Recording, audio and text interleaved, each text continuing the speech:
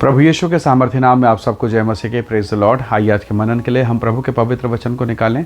मेरे साथ भजन संहिता की पुस्तक को निकालें। 143 अध्याय भजन संहिता 143 उसका वचन 8। यहाँ लिखा है, अपनी करुणा की बात मुझे शीघ्र सुना, क्योंकि मैंने तुझी पर भरोसा रखा है।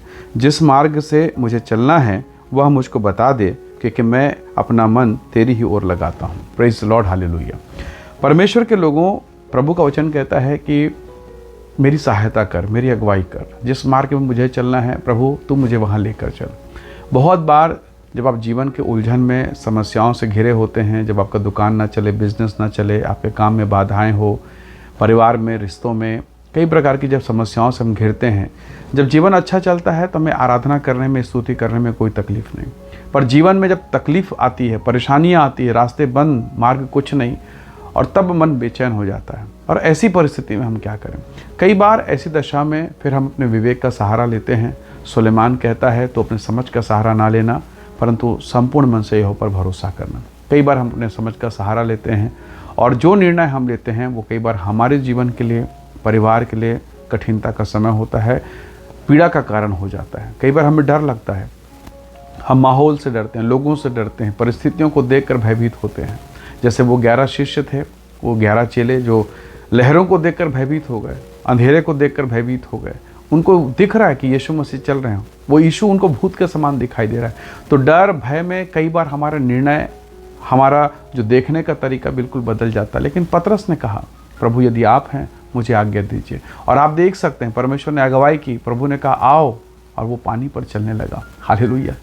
सारे चेले एक बराबर हैं, पर जिसने विश्वास किया और जिसने परमेश्वर के वचन पर भरोसा किया, उसका जो उत्तर है, उसका जो पोजीशन है वो चेंज हो गया। Praise the Lord.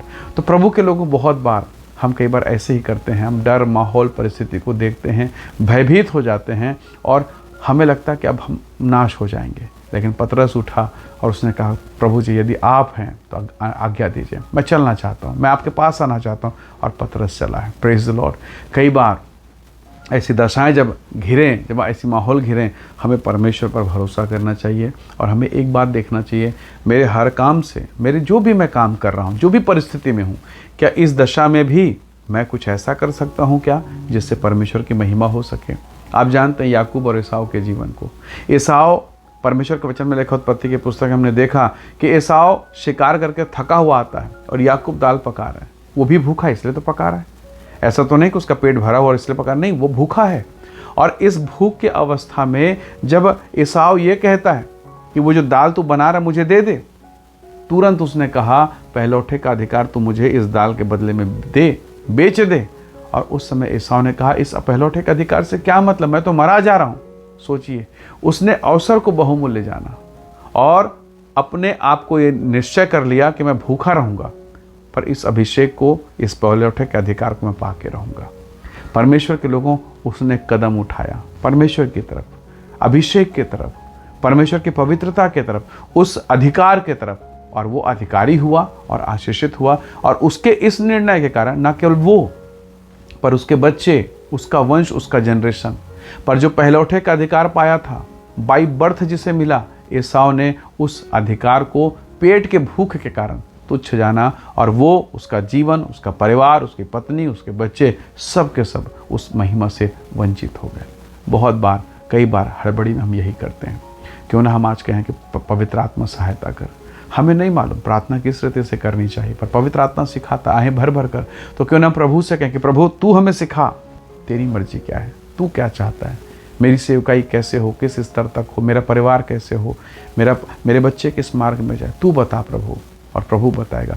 कलवरी के क्रूस में जाने से पहले यीशु ने कहा, पिता मैं चाहता हूँ ये कटोरा मुझसे टल जाए, पर मेरी नहीं, तेरी इच्छा पूरी हो।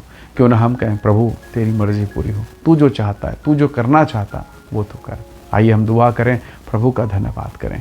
प्रेमी अनुग्रहकारी स्वर्ग के पिता, आज के इस दिन में हम आपका धन्यवाद करते हैं प्रभु, और हम पर अनुग्रह दे, ताकि हम क्रोध में, आवेश में, दुख में, पीड़ा में होकर, प्रभावित होकर कहीं हम गलत मार्ग में जाने ना पाएं, पर तेरी सहायता को चाहते हैं पिता, ताकि तेरा अनुग्रहकारी आत्मा हमारी सहायता करे और हम उस मार्ग में बढ़ें, उस क्षेत्र में बढ़ें जिसमें तू हमें ले जाना चाहता है, जिसमें तू हमें बढ़ाना चाहता है। हर एक बंधन, बीमारी, रोग और श्राप प्रभु यीशु के नाम से दूर हो और हर एक वचन को सुनने वाले, समझने वाले, देखने वाले यीशु के नाम से आशीषित होने पाए। हम सारी महिमा आपको देते हैं, धन्यवाद के साथ विनती प्रभु यीशु के सामर्थ्य नाम से मांगते हैं, आमीन, आमीन। प्रभु आप सबको बहुत ऐसे आशीष दे, परमेश्वर का अनुग्रह आप सबके साथ हो।